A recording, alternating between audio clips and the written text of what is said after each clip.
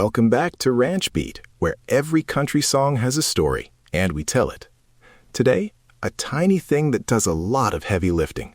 One word, one place, one command. Your next favorite song might have been decided before the first note. Here's what most people don't know. A title is a promise.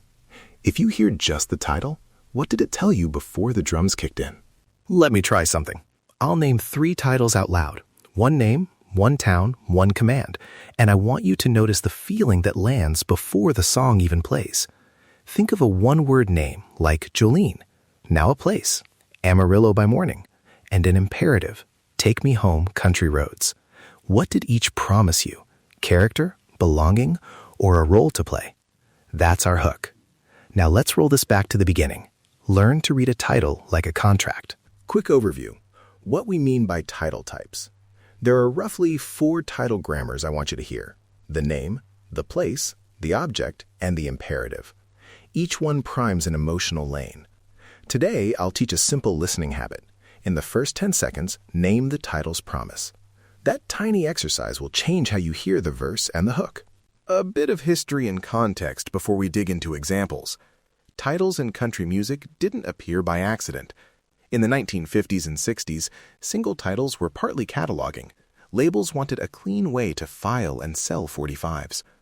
By the 70s and 80s, labels and radio programmers learned that certain title types mapped to formats and audiences.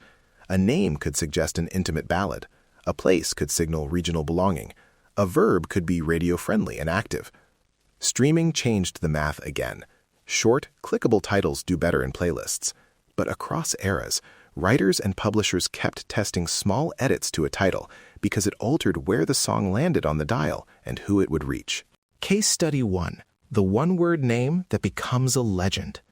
Think of songs that are simply a person's name. That one word asks listeners to conjure a character immediately. Who are they? What did they do? What do they mean to me? Before this was a hit, it was just an idea. Writers often start with a vivid line, but the title choice directs empathy. When the name is unique, it becomes mythic. For verification, check the earliest published sheet music. Look at copyright dates, and peek at songwriter notes or interviews. If those aren't available, label the claim as an informed reading and offer a checklist for follow-up. Case Study 2. Place as promise. A town or road in a title immediately hands listeners a map to belong. Suddenly, you're projecting yourself into a landscape. That's why regional radio used place titles to build local connection. Producers sometimes test a place tweak, lake instead of river, Main Street instead of highway, because small changes shift who says, "That's about me." If you're researching this, look at early demos and single artwork. Does the single art emphasize a place?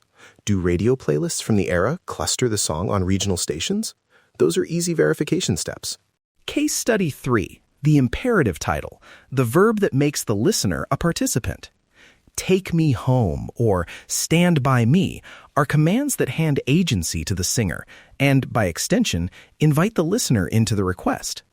An imperative can flip the song from observation to action. Songwriters sometimes try both a noun and a verb title in demos to see which frames the story better. To trace that edit path, check demo metadata, publishing split notes, and early lyric drafts if available. When we don't have those documents, flag the reading as speculative and show listeners how to find the sources themselves. Who's behind the title? It's rarely a solo call. Writers write the idea, yes, but publishers, A&R reps, and label marketing all put thumbs on the scale. A&R might worry a title doesn't test well with radio. Publishers might think about sync potential. The artist may feel it's too revealing. The verification steps are practical. Search copyright filings for the registered title and authors, check demo timestamps where possible, and look at single and album art and label press kits. If you're serious about tracing a title's origin, that 3-step checklist will get you further than gossip and guesswork. Music notes for non-musicians. How arrangement confirms or contradicts a title. If the title promises intimacy, a name, a quiet street, yet the arrangement opens with big electric guitars and a stadium drum fill, you feel that mismatch. Conversely, a place title that promises wide-open skies usually pairs with reverb, open chord voicings, and instruments that emphasize space, pedal steel, acoustic strum. I'll do a short license-free vocal demo to show match versus mismatch. Listen as if you're the first-time listener and ask, does the sound keep the promise the title made? Okay, Listening Lab. This is a short practice you can do right now with songs in your library.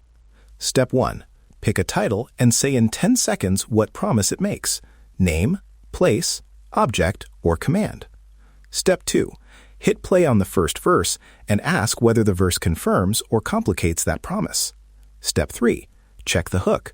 Does it fulfill the title, or did the writer intentionally pull the rug out? Try this with 3 songs: 1 classic name title, 1 place title, and 1 imperative. You'll start to hear patterns fast. A quick word on drama and sourcing. Titles sometimes changed in the editing room. There's a few famous fights about swapping a name or dropping a word. We'll cover those stories in show notes only when there's verifiable documentation: copyright records, publisher memos, or demos. If archival documentation is thin, I'll present an informed reading and include a producer checklist so you can follow up. This keeps us honest. Title influence is important, but it's one factor among production, timing, artist identity, and audience taste. Wrap up. Here's the takeaway I want you to keep. In the first 10 seconds of any song, name the title's promise. That simple habit trains you to hear the writer's contract and notice whether the record keeps it. Next time you hear a title you think you know, listen close.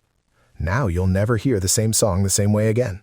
If you like this deep dive, subscribe to RanchBeat and tell us the next title you want decoded. Drop it in the comments or send it our way on socials. We read everything. RanchBeat, where every country song has a story, and we tell it.